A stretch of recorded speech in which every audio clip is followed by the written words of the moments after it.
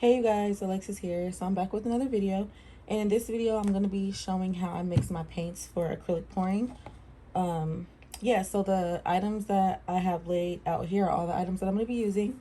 So I have the American Flood Floetrol. I have a scale, and no, I don't normally use a scale, but just for video purposes I'm going to show you how I do it using the scale. I have this Master's Touch acrylic paint in brown red, very gorgeous color. I have some wooden stir sticks here, a 9-ounce plastic cup, and I have this I forget what this is called, but I have that. And then I have my strainer to strain the Floetrol. I have water, and then I have my bottle. So I strain my Floetrol into this bottle just so I can keep reusing it and I don't have to strain it every single time I want to mix paint. All right, so I'm going to start off by straining. I'm sorry, my camera is really close, but it's going to have to work. All right, so I have my strainer here and I just push it down into the bottle. Or hold on, let me squeeze so that it fits in here good enough. So I have my strainer in there, and then you're gonna shake up your Floetrol. You want to shake it. So the purpose of straining the Floetrol is to get all the clumps out, because you don't want to be pouring and then have a whole bunch of clumps in your paint. So you just strain it on in there.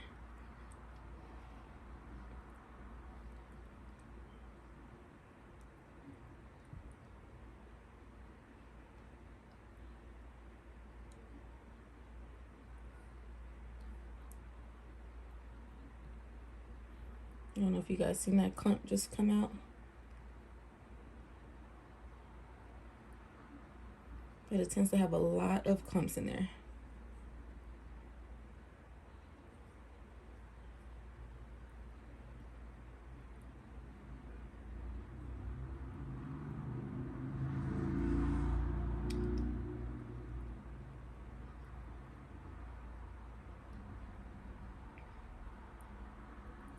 Okay, and there we go. It's all filled up.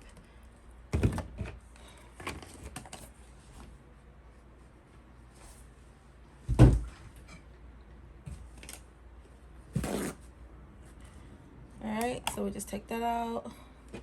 I'm going to put that on a napkin so it doesn't spill everywhere, and then wipe all this off that's spilled. Alright, so there is my Floetrol all ready for my pours. Or for mixing, I mean, should I say. Alright, so here is the scale. Hope you guys can see that. And then we're gonna power it on. I got this from Amazon. It was probably like $9. It wasn't that much at all. Alright, so alright. It is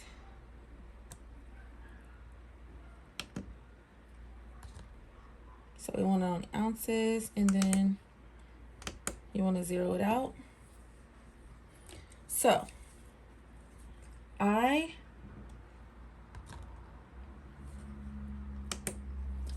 like to do 1 part paint, 2 parts Floetrol. So if you were to do 2 parts paint, then you would add more Floetrol. So if you do 1 part paint, you do 2 parts Floetrol. If you do 2 parts paint, then you do 4 parts Floetrol. And then, you know, water to your liking. So we're gonna add 1 ounce of paint. Normally I don't do a full ounce because that is a lot and I don't think I need it. So this is gonna be, this is why I don't measure, because it's not like an exact measurement like at all. So this will be my 1 part, right? Maybe I'll just do it for the sake of the video. Okay, so for the sake of the video, I'm just gonna do a full ounce because normally I don't do that. But so we're gonna just go to a full ounce.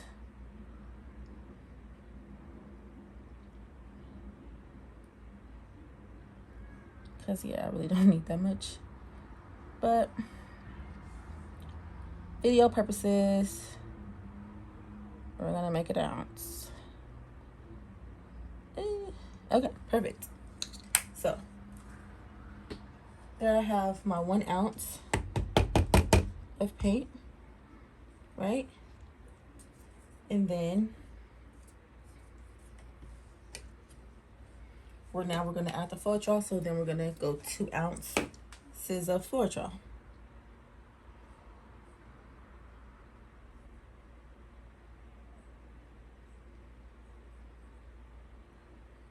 Okay, so we wanted to go to 3 in total.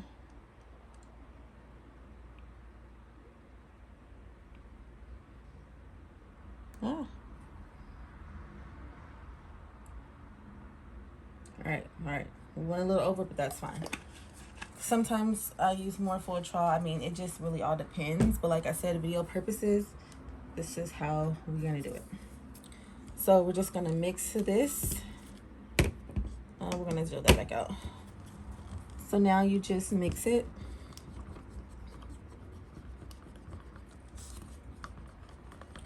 And I feel like this is the part that takes the longest of doing pours, mixing all of your paint, because you want to make sure that the consistency is perfect.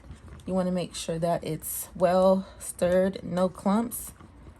And for whatever pour you're doing, you want to have the right consistency. So mostly I do Dutch pours, so consistency is the same every single time, and I know exactly the consistency. That's why I don't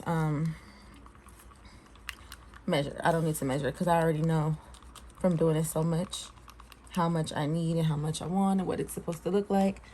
So I'm going to show you guys how it looks like just with the Floetrol and paint.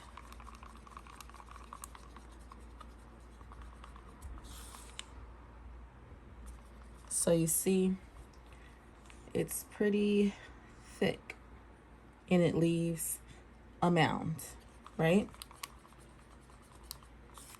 So now we're at the point where we want to add water.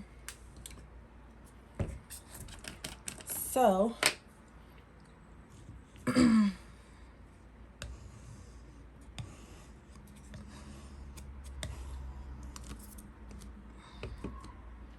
we're going to zero that back out.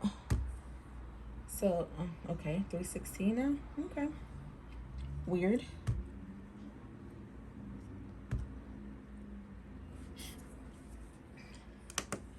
Why is that? This is why I don't measure. Because, so mixing it makes it heavier. I'm confused.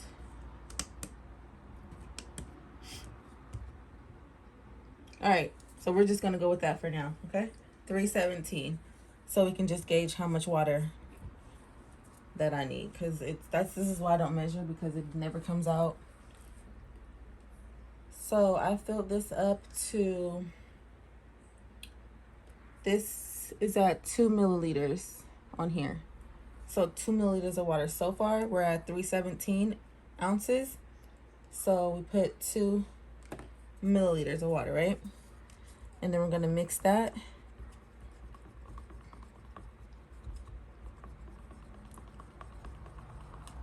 And see where we're at. And you see it's still thick. So we're gonna just fill up the whole thing, which is 3 milliliters. Hopefully it goes up to 3, but these little things don't tend to go all the way up. So we're gonna add 2 and then add a 1 to make it 3. All right, so I added 3 milliliters, so that's what, and it was at 23. So I mean, really, you just kind of add it until it's fluid enough for whichever pour. And you see that's still thick, so you just want to keep adding water. And a lot of times when I'm just doing it, I really use the top. Like, I'll just keep pouring water in the top, because, and then I'll count like how many tops I did. But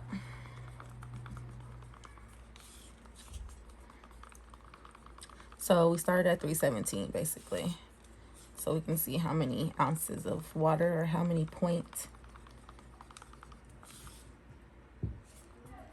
All right, let's see where we're at now. Now, see there's like a little chunk of something. So you want to make sure that's paint. You want to make sure you don't get any chunks. Any chunks.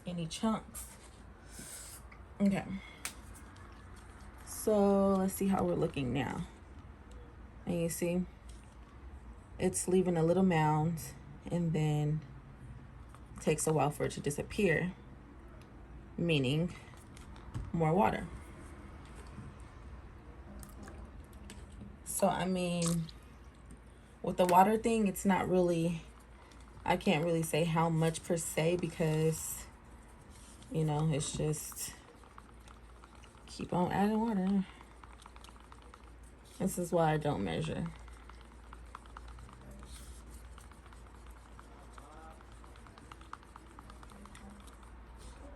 You see, now it's leaving a little mound and then going straight down, disappearing, but still not what I want for my Dutch pour. So I'm gonna add some more water. Maybe like we're gonna try 2 more and see where we're at and then go from there.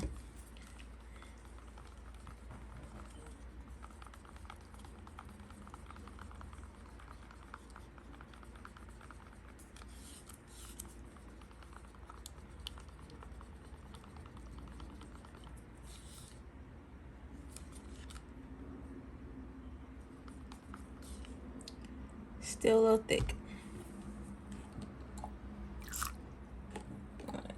I feel like this should be good, but once again, we shall see.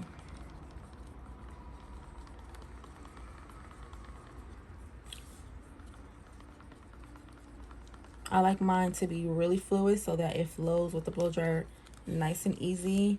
I don't have to do much pushing, forcing of the paint so that the paint doesn't get muddy when you're trying to blow it out. All right, so you see that?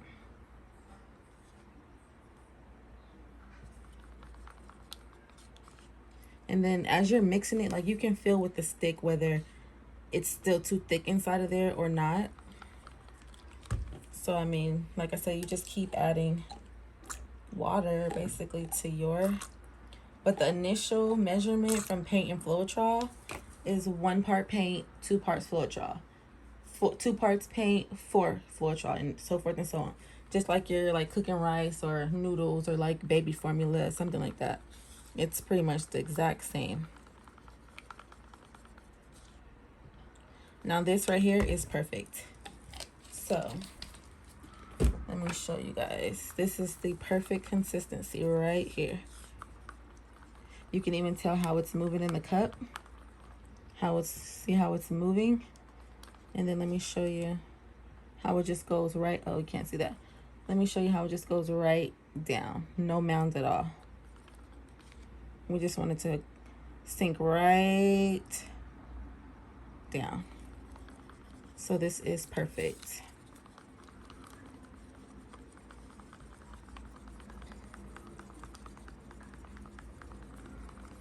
And then you just continue to mix just to make sure that you don't have any chunks or anything in there. You just want it to be a nice, smooth consistency. Just like that. So let me see if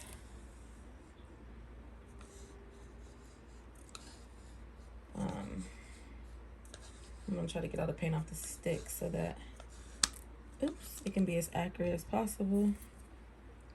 So that was at 3. So what I added about like almost an ounce of water in there. So I mean, no, we want ounces, buddy. Okay. See, it says 407 and we started at 323, I believe. It was 323. 317. So I mean, yeah.